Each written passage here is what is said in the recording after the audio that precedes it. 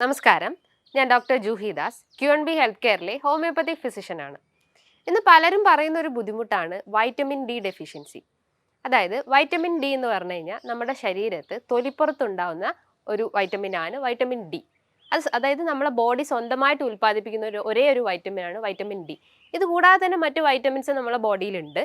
അത് നമുക്ക് ഡയറ്റിലൂടെയാണ് കിട്ടുന്നത്. അതായത് vitamin A, B, C, E, K ഇത്തരം വൈറ്റമിൻസ് ഒക്കെ നമുക്ക് ഡയറ്റിലൂടെയാണ് കിട്ടുന്നത്. ഈ വൈറ്റമിൻ ഡിന്റെ ഒരു പ്രധാന സോഴ്സ് എന്ന് പറഞ്ഞു കഴിഞ്ഞാൽ ഒരു 80% നമുക്ക് സൂര്യപ്രകാശത്തു നിന്നാണ് കിട്ടുന്നത്. ബാക്കി ഒരു 20% മാത്രമേ നമുക്ക് ഡയറ്റിലൂടെ കിട്ടുന്നുള്ളൂ. ഈ ഒരു വൈറ്റമിൻ ഡിനെ നമുക്ക് സൺഷൈൻ വൈറ്റമിൻ എന്നും പറയപ്പെടുന്നു. കാരണം ഇതിന്റെ പ്രധാന സോഴ്സ് സൺലൈറ്റ് ആണെന്ന് ഞാൻ നേരത്തെ പറഞ്ഞു. പണ്ടൊക്കെ ആളുകൾ പുറത്തിറങ്ങി നന്നായി അധ്വാനിക്കുന്ന ആളുകളായിരുന്നു. അതായത് കർഷകരായിട്ടും അങ്ങനെ ഒരുപാട് ആളുകൾ വെയിൽ കൊണ്ടിട്ട് നന്നായി അധ്വാനിക്കുന്ന ആളുകളായിരുന്നു. അപ്പോൾ അത്തരം ആളുകൾക്ക് ഈ വൈറ്റമിൻ ഡിന്റെ കുറവൊന്നും അത്ര പ്രശ്നമായിട്ടുണ്ടായിരുന്നില്ല. പക്ഷെ ഇന്നത്തെ ഒരു സമൂഹം എന്ന് പറഞ്ഞു കഴിഞ്ഞാൽ fully TV, mobile phones, AC rooms ഇതിലൊക്കെ ഫുള്ളി ഡിപ്പെൻഡഡ് ആണ്. ഇതിലിരുന്ന് വർക്ക് ചെയ്യുന്ന ആളുകളാണ് ഇന്ന് ഭൂരിഭാഗം ആളുകളും. അപ്പോൾ അത്തരം ആളുകളിലൊക്കെ തന്നെയാണ് ഈ വൈറ്റമിൻ ഡിന്റെ ഡെഫിഷ്യൻസി ഉണ്ടാവുന്നത്. ഈ വൈറ്റമിൻ ഡി D2 ഫോമിലും D3 ഫോമിലും ഉണ്ട്. D2 ഫോമിനെ എർഗോ കാൽസിഫറോളും D3 ഫോമിന് കോളികാൽസിഫറോളും എന്ന് പറയപ്പെടുന്നു.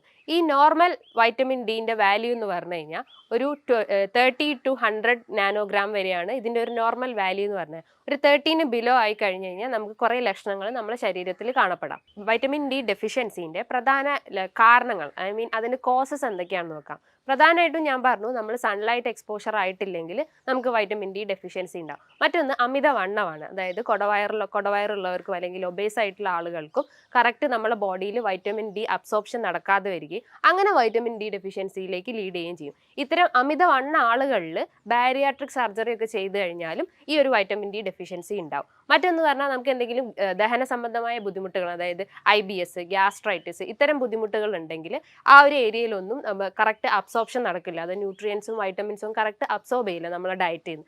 അങ്ങനെയും വൈറ്റമിൻ ഡി വരാനുള്ള ടെൻഡൻസി ഉണ്ട്. മറ്റൊരു പ്രധാനപ്പെട്ട കാരണം എന്ന് പറഞ്ഞാൽ നമ്മൾ അമിതമായിട്ട് സൺസ്ക്രീൻ യൂസ് ചെയ്യുക. ഇന്നത്തെ ഒരു സമൂഹം എന്ന് പറഞ്ഞാൽ ഈ കോസ്മെറ്റിക്കിന് അഡിക്റ്റ് ആണ്.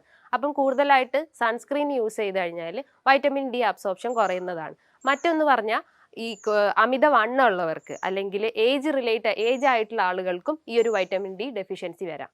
അമിതമായിട്ടുള്ള ക്ഷീണം, ഒരു ബലഹീനത, പേശികളിലും സന്ധികളിലും ഒക്കെ വേദന ഉണ്ടാവുക, പ്രതിരോധശേഷി കുറയുക, അതായത് നമുക്ക് ഇടയ്ക്കിടയ്ക്ക് ഇൻഫെക്ഷൻസ് വന്നുകൊണ്ടിരിക്കുക, ചുമ, കഫക്കെട്ട്, ജലദോഷം ഇത്തരം ഇൻഫെക്ഷൻസ് വന്നുകൊണ്ടിരിക്കുക, മുടി കൊഴിയുക, സ്കിന്നിൽ ഡ്രൈനെസ് ഉണ്ടാവുക, സ്കിൻ ഒരു ഗ്ലോ ഇല്ലാത്തൊരവസ്ഥ വരിക, അല്ലെങ്കിൽ ഇടയ്ക്കിടയ്ക്ക് നമുക്ക് ഇൻഫെക്ഷൻസ് ഉണ്ടാവുക, ഇത്തരം ലക്ഷണങ്ങൾ ഉണ്ടെങ്കിൽ നമുക്കൊരു വൈറ്റമിൻ ഡി ഡെഫിഷ്യൻസി ആണെന്ന് മനസ്സിലാക്കാം. ഇതുകൂടാതെ തന്നെ ക്രോണിക് ആയിട്ട്, അതായത് പ്രൊലോങ്ഡ് ആയിട്ട് വൈറ്റമിൻ ഡി ഡെഫിഷ്യൻസി ഉണ്ടെങ്കിൽ അത് ഹാർട്ട് ട്രബിൾസും സ്ട്രോക്കിലേക്കൊക്കെ ലീഡ് ചെയ്യാനുള്ള ഒരു ടെൻഡൻസി ഉണ്ട്. ഇന്ന് പലർക്കും ഉള്ള ഒരു സംശയമാണ്, ഈ വൈറ്റമിൻ ഡി കുറഞ്ഞു കഴിഞ്ഞാൽ സപ്ലിമെന്റ്സ് എടുക്കണോ അതോ ഡയറ്റിലൂടെ തന്നെ അത് മാറ്റിയെടുക്കാൻ പറ്റുമോ എന്ന്. സപ്ലിമെന്റ്സ് എടുക്കുകയാണെങ്കിൽ തന്നെ നമ്മളൊരു ഡോക്ടറുടെ നിർദ്ദേശപ്രകാരം മാത്രം അത് സ്വീകരിക്കുക. അത് എടുക്കുമ്പം നമ്മൾ എന്തെങ്കിലും ഓയിലി ഫുഡ്, അതായത് ഫുഡ് കഴിച്ചതിന് ശേഷം ഒരു ഓയിലി ഫുഡ്, അതായത് എന്തെങ്കിലും ഉപ്പേരിയോ അല്ലെങ്കിൽ വേറെ എന്തെങ്കിലും ഫുഡ് ഐറ്റംസ് കഴിച്ചതിന് ശേഷം മാത്രമേ വൈറ്റമിൻ ഡി സപ്ലിമെന്റ്സ് എടുക്കാൻ പാടുള്ളൂ.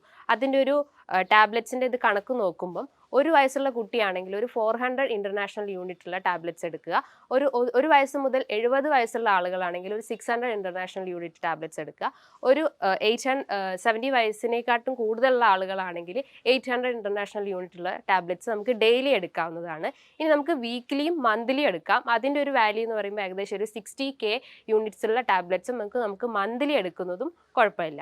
നമ്മുടെ ബോൺ സ്ട്രെങ്ത് കൂട്ടാനും ബോഡിയിൽ ഫോസ്ഫേറ്റിൻ്റെ ലെവൽ മെയിൻറ്റെയിൻ ചെയ്യാനും അല്ലെങ്കിൽ ബോൺ ഡെൻസിറ്റി മെയിൻറ്റെയിൻ ചെയ്യാനും ഈ വൈറ്റമിൻ ഡി സഹായിക്കുന്നതാണ്. വൈറ്റമിൻ ഡി കുറഞ്ഞു കഴിഞ്ഞാൽ ഫാറ്റി ലിവർ അല്ലെങ്കിൽ സ്ട്രോക്ക്, ഹാർട്ട് ട്രബിൾസ് ഇത്തരം ബുദ്ധിമുട്ടുകളൊക്കെ ഡെവലപ്പ് ചെയ്യും.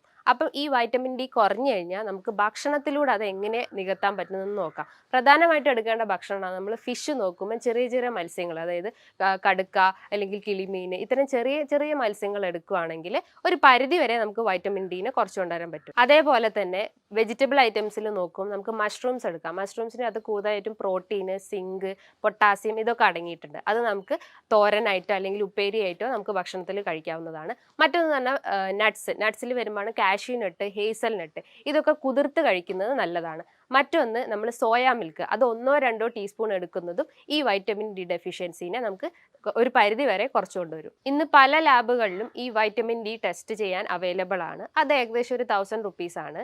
അപ്പം ഈ ഒരു വൈറ്റമിൻ ഡിനെ നമ്മൾ അത്ര നിസ്സാരമായി കാണരുത്. ഇത് പല അസുഖങ്ങളിലേക്കും ഇത് ലീഡ് ചെയ്യാം. ക്യാൻസർ, ഹാർട്ട് ട്രബിൾസ്, സ്ട്രോക്ക്, അങ്ങനെ പല അസുഖങ്ങളിലേക്ക് ഇത് ലീഡ് ചെയ്യാം. ഇന്ന് പല ആളുകളും അത് നിസ്സാരമായിട്ട് കാണുന്നത്. അതായത് ജസ്റ്റ് ഒരു വേദന വരുമ്പോൾ അവർ ഡോക്ടറെ പോയി കാണിക്കും, അതിനുള്ള സപ്ലിമെന്റ്സ് എടുക്കും, അത്രയേ ചെയ്യുന്നുള്ളൂ. പക്ഷേ അതിൻ്റെ ഫർദർ ടെസ്റ്റ് ഒന്നും ചെയ്യാതെ അതിങ്ങനെ ജസ്റ്റ് നോക്കിയിരിക്കുക മാത്രമേ ചെയ്യുന്നുള്ളൂ. അപ്പം കഴിവതും ഇത്തരം ലക്ഷണങ്ങൾ ഉണ്ടെങ്കിൽ നമ്മൾ നമ്മളെ ഡയറ്റിൽ ഭക്ഷണങ്ങൾ ഉൾപ്പെടുത്തുക. അതോടൊപ്പം തന്നെ നമ്മളൊരു ഡോക്ടറെ കൺസൾട്ട് ചെയ്തിട്ട് അതിന് പ്രോപ്പർ ആയിട്ടുള്ള മെഡിസിൻ എടുക്കേണ്ടതാണ്. ഇതുമായി ബന്ധപ്പെട്ട് നിങ്ങൾക്ക് എന്തെങ്കിലും സംശയങ്ങൾ ഉണ്ടെങ്കിൽ താഴെ കാണുന്ന നമ്പറിൽ കോൺടാക്ട് ചെയ്യാവുന്നതാണ്. ഇനിയും മറ്റൊരു